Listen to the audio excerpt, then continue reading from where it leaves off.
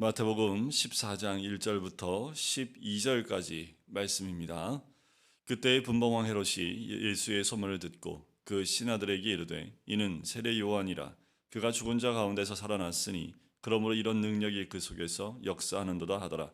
전에 헤롯이 그 동생 빌립의 아내 헤로디아의 일로 요한을 잡아 결박하여 옥에 가두었으니 이는 요한이 헤롯에게 말하되 당신이 그 여자를 차지한 것이 옳지 않다 하였습니다.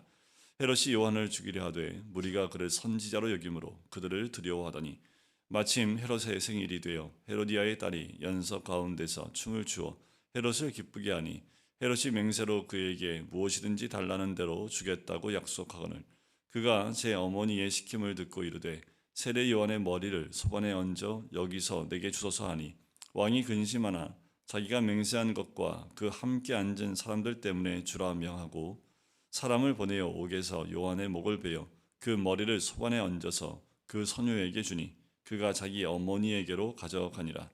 요한의 제자들이 와서 시체를 가져다가 장사하고 가서 예수께 아뢰니라. 아멘. 13장에 이어서 14장으로 연결이 됩니다. 이 14장은 예수의 소문을 들은 헤롯이 이제 자기가 죽인 세례 요한을 생각하는 것으로 14장이 시작을 하지요. 13장은 하나님의 나라에 대한 비유로 시작을 했지요. 하지만 13장의 마지막은 그 하나님 나라의 비유가 충만했지만 예수님을 배척했던 그 가족들과 친척들이 있는 고향에서 그렇게 배척당하시는 모습으로 13장은 마무리가 됩니다. 하나님의 나라를 세상이 또 예수님의 고향에서 받아들이지 못하는 장면이 나오지요. 14장에 이어서 하나님 나라가 계속 연결이 됩니다. 어떻게 설명이 되냐 하면 세상이 바라봤을 때 하나님 나라가 이루어져야 될 그 곳에서는 하나님 나라가 이루어지지 않는 거지요. 오히려 하나님 나라가 어디서 이루어지냐 하면 13절에 보면 빈들로 가시니 그 빈들에서부터 하나님 나라가 다시 임하게 되는 것을 보게 됩니다. 우리가 보기에는 하나님의 나라가 세상에서 인정받을 만한 장소 그리고 그렇게 왕이 머무는 그곳에 하나님 나라가 있을 것 같습니다. 우리가 보기에는 세상에서 인정받는 곳, 또 세상에서 가장 화려한 곳, 그리고 많은 사람들이 주목하여 보는 곳, 그곳에 하나님 나라가 임할 것 같지만 하나님의 나라는 아무도 없는 빈들에 임하는 것을 보게 되지요. 오히려 높고 많은 사람들이 우러러보는 것이 아니라 어떤 사람도 돌이켜보지 않는 빈들과 같은 마음이 있는 곳에 하나님 나라가 임하는 것을 보게 됩니다. 오히려 우리는 육의 눈으로 봤을 때에는 더 화려하고 많은 사람들이 우러러보는 그곳이 하나님 나라가 임하는 곳인 것처럼 보일 수 있습니다. 하지만 진정 하나님의 나라는 낮고 낮은 자리에 있는 자들에게 임하는 것이 하나님의 나라인 것을 우리에게 알려주고 있지요. 예수의 소문은 왕궁에까지 전파가 됩니다. 이 14장이 이기 전까지 예수님이 행하신 많은 이야기들, 또 가르침과 또 병자를 고치는 사건들은 소문이 되어 많은 곳에 퍼져나가기 시작을 했지요. 많은 사람들이 예수님의 소문을 들었습니다. 그들이 예수의 소문을 듣고 예수를 만나고 싶어 했고 또 예수를 만나 직접 예수 그리스도의 능력을 경험하고 또 체험하는 놀라운 사건들, 사람들이 예수님을 만날 때마다 놀라는 역사들, 그 권능이 임하는 것을 보고 사람들이 놀라지요. 헤롯도 똑같이 예수의 소문을 듣게 됩니다. 그 소문은 장소를 가리지 않지요. 그 소문이 들릴 때에 마음이 열리고 그 예수님을 믿음으로 받는 사람이 있는 반면에 헤롯처럼 자신의 잘못이 드러나고 다른 곳에 이 소문을 적용하고 있는 사람의 모습을 보게 됩니다. 분봉왕 헤롯 당시에 이 유대 땅 가운데 가나안 땅 가운데 분봉왕이 있었습니다. 그러니까 로마에 의해서 이 가나안 지역을 세 군데로 나눠서 그쪽에 분봉한 세 사람을 세웠는데 아켈라오라는 왕은 유다와 사마리아 지역을, 그리고 빌립이라는 오늘 나오는 빌립이라는 그 왕은 드라고닉과 이두레를 중심으로, 그리고 헤롯 안디바는 갈릴리와 베레아를 중심으로 분봉 왕으로 세워지게 됩니다. 사도행전에 나오는 아그리빠 왕이 바로 이 드라고닉과 이두레의 분봉 왕이었던 사람이기도 하지요. 오늘 그 분봉왕 가운데 헤롯 대왕은 아니고 그 아들인 헤롯 안디바입니다. 그가 예수의 소문을 듣고 두려워합니다. 왜냐하면 예수에 대한 그 소문이 하나님의 권능이 임하는 것을 듣고 나니까 헤롯이 자기가 범한 잘못을 기억하게 하지요.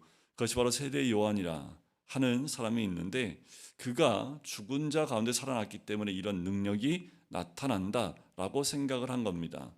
왜냐하면 세례 요한은 당시에 선지자로 사람들이 다 인식하고 그렇게 알고 있고 그리고 유대인들 가운데 가장 추앙받는 사람 가운데 하나였습니다. 그런데 헤롯이 그 세례 요한을 죽였기 때문에 이 세례 요한이 다시 살아났으니 그런 능력이 있는 거 아니냐라고 두려움 가운데 있는 사람이었지요. 누가복음에 보면 예수님이 십자가를 지러 가실 때에 이 헤롯이 예수님을 간절히 보기 원했던 그 사건이 누가복음에는 등장을 합니다. 자, 왜 이 헤롯이 그렇게 두려워했을까요? 실제로 세례 요한은 예수님과 약 6개월 정도 차이가 납니다. 나이가 같다고 볼 수 있지요. 그리고 세례 요한과 예수님은 먼 친척 관계에 있습니다. 그래서 소문에 의하면 세례 요한과 예수님은 많이 닮으셨다라는 이야기까지 나왔던 때이기 때문에 헤롯이 이 세례 요한이 다시 살아난 것 아니냐라고 착각할 정도였다라는 이야기도 있습니다. 자, 어떤 잘못이었습니까? 헤롯이 빌립이 아내 헤로디아의 일로 요한을 잡아서 결박한 거지요. 뭐냐 하면 당시의 분봉왕이었던 또 다른 동생 빌립의 아내를 그 처제를 제가 아니지요. 내 동생의 아내를 지금 자기 아내로 또 받아들인 겁니다. 이런 일이 없지요. 세상에도 이런 일이 없는데 왕들 가운데 이런 일이 벌어지니까 세례 요한이 그것이 잘못됐다라고 이야기를 한 거지요. 공개적으로 비판을 합니다. 세례 요한이 이 헤롯이 세례 요한의 말을 듣고 세례 요한을 붙잡게 됩니다. 결박해요. 죽이고 싶지만 사람들이 선지자로 알기 때문에 헤롯이 그 사람들이 두려워서 세례 요한을 어찌하지 못합니다. 헤롯은 철저하게 사람을 두려워했던 사람입니다. 세례 요한을 죽이고 싶었지만 그를 선자로 여기는 사람들 때문에 그들이 두려워서 세례 요한을 죽이지 않고 감금해 두었던 모습을 보게 돼요. 당시에 분봉왕이었던 헤롯의 모습이 이와 같습니다. 헤롯은 죄책감으로 인해서 양심의 가책을 받고 있는 사람으로 등장은 합니다. 하지만 순간적인 쾌락을 위해서 부도덕한 삶을 선택한 사람이었을 뿐만 아니라 본문에 보면 헤로디아의 딸이 자기를 기쁘게 했다고 해서 맹세한 것을 지키기 위해 세례 요한을 죽이는 그 잘못된 선택을 했던 사람이 이 분봉한 헤롯 왕이기도 하지요. 세례 요한은 어떤 사람이었습니까? 철저하게 예수 그리스도가 오시는 길을 준비하고 예비했던 사람이지요. 하나님의 선택을 받은 자로 예수님의 가시는 길을 예비한 사람, 바로 철저하게 예수 그리스도의 사람이었고 예수 그리스도를 위하는 사람이 바로 이 세례 요한이었습니다. 하나님의 사람, 바로 자신의 삶을 예수 그리스도께 헌신했던 사람이 이 세례 요한이지요. 그리고 세례 요한은 사생활이 정말 깨끗하고 청밀했던 사람으로 등장을 합니다. 마태복음 3장에 보면 세례 요한이 어떻게 생활했는지, 무엇을 먹고 어떤 옷을 입었는지가 등장을 하지요. 그만큼 세례 요한은 청빈한 삶을 살았고 그것을 통해서 사람들에게 인정도 받았던 사람입니다. 또 하나님을 위해서 포기하는 삶을 살았던, 그리고 떠나는 삶을 살았던 세례 요한이지요. 예수님이 등장하시니까 세례 요한은 스스로가 떠나는 삶을 선택해서 일선의 모든 것에서 떠나서 더 이상 성경에 등장하지 않는 모습이 나오기도 합니다. 또한 불의에 대한 부분에서 언제든지 의가 무엇인지를 지적하고 이야기할 수 있었던 사람이 또한 세례 요한이기도 하지요. 세례 요한은 예수님이 오시는 길을 잘 준비했던 사람, 그리고 하나님께서 준비하게 하신 그 사람이 세례 요한이었습니다. 하지만 그의 마지막 죽음은 한 꼬마아이, 그러니까 헤로디아의 딸의 그 춤에 의해서 상으로 그에게 주어진 상으로 그가 죽임을 당하는 모습을 보게 돼요. 하나님의 사람이라 할지라도 세상에서는 그렇게 고난을 당할 수밖에 없습니다. 세상에서는 하나님의 나라가 임할 때 그것을 거부하고 또 그것을 원치 않기 때문에 하나님의 사람에 대해서 인정하지 않습니다. 근데 우리가 예수 그리스도를 믿고 또 예수 그리스도를 믿음으로 헌신하게 되어지면 당연한 것은 무엇이냐 하면 세상에서 다가오는 고난입니다. 세상은 인정할 수 없고 받아들이기 원치 않고 있지요. 예수님이 이 땅에 오셔도 예수님을 인정하지 않고 따르지 않았던 세상은 바로 하나님이 보내신 사람도 당연히 하나님의 그 인도하심을 따르지 않는 세상은 결국 하나님의 사람을 죽음으로 내몰게 되는 것이 이 땅의 현실이기도 합니다. 지금도 마찬가지이지요.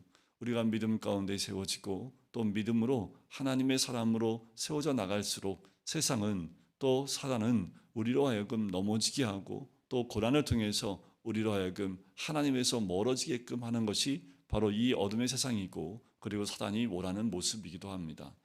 그러니 이 헤롯은 세례 요한을 죽일 수밖에 없었던 거지요. 요한의 제자들이 와서 시체를 장사하고 가서 예수님께 아뢰입니다. 이 얘기를 듣고 예수님은 13절에 보면 배를 타고 떠나시지요. 따로 빈들로 가시는 모습을 보게 돼요. 빈들로 간다는 것, 따로 간다는 것은 혼자 있기 원하는 모습을 보여주고 있는 모습이지요. 예수님도 세례 요한의 죽음에 대한 안타까운 마음과 또한 그 소식을 듣고 빈들로 따로 홀로 나가시는 예수 그리스도의 모습으로 이 사건이 마무리가 됩니다. 그런데 하나님의 나라는 하나님의 사람이 있는 곳이 하나님의 나라이지요. 하지만 세상은 하나님 나라를 원치도 않고 하나님의 사람을 대적하고 또 멀리하는 것이 세상입니다.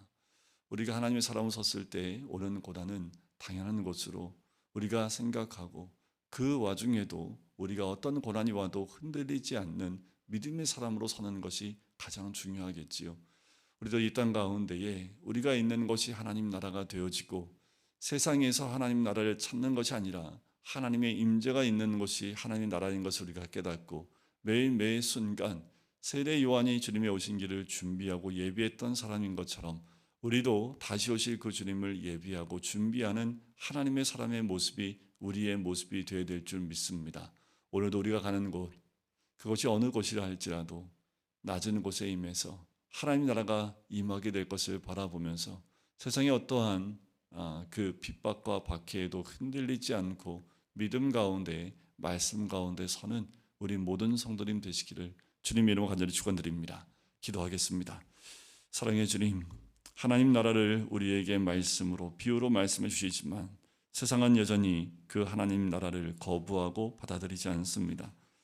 하나님 나라가 임해야 될 수, 또 임해야 될 곳이라 생각되어지는 그 높은 곳에는 하나님 나라를 거부합니다.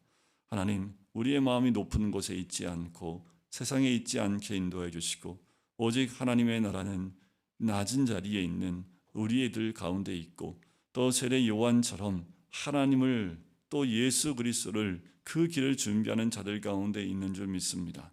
하지만 세상은 그 하나님 나라를 거부하고 원치 않기에 주의 사람을 또 박해하고 핍박하는 모습을 보게 됩니다. 우리가 그 어떠한 박해 가운데에도 하나님 주님이 허락하신 그 나라를 바라보며 예수 그리스도를 따르는 그 길을 떠나가지 않는 하나님의 사람 될 수 있기를 간절히 소원합니다. 우리가 있는 그곳이 하나님 나라가 되어지고 세례 요한과 같이 흔들리지 않는 믿음 가운데 서는 하나님의 사람이 될 수 있도록 축복하여 주시옵소서. 감사드리며 예수 그리스도의 이름으로 기도드립니다. 아멘.